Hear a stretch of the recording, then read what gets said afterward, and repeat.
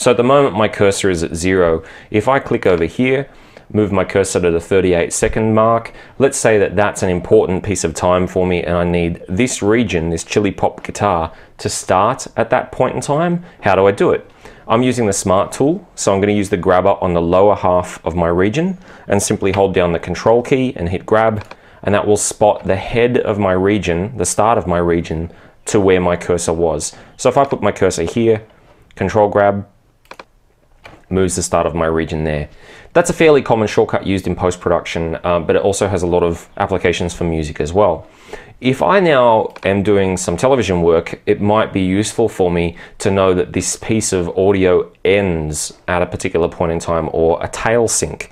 So to do that, say we need it to finish here at 56 seconds, I'll hold down Control Command and hit grab, and that will move the tail of my region to my cursor location. So I'll just do that one more time, put my cursor here at the 29-second mark, Control Command grab, and you'll see the tail of my region will snap to my cursor location.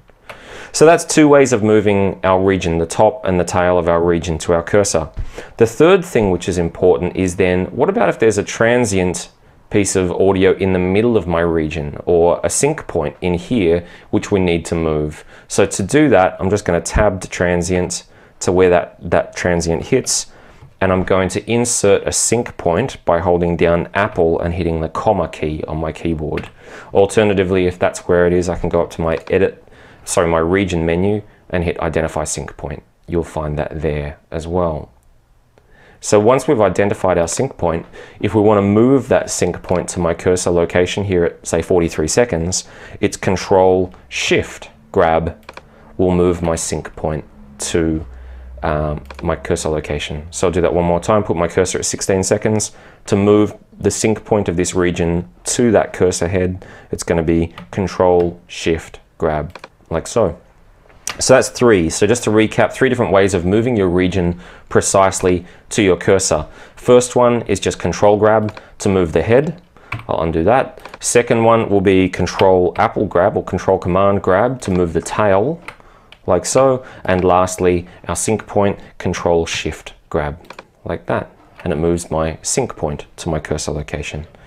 So if I just want to move that back to the start of my session, I just hit return to go back to the start. Control grab moves my region back to the head of my session. Okay, so that's moving our regions with the grabber. What if we then hold down the Option key with those three modifiers as well?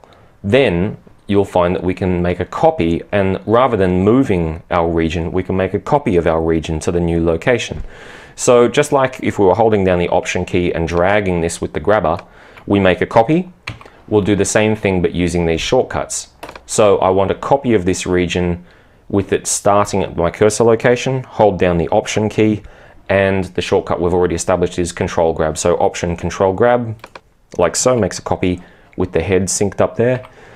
Secondly, if I want the tail to be synchronized at that cursor location, it's Option Control Command grab. So all three modifiers will do a tail sync copy.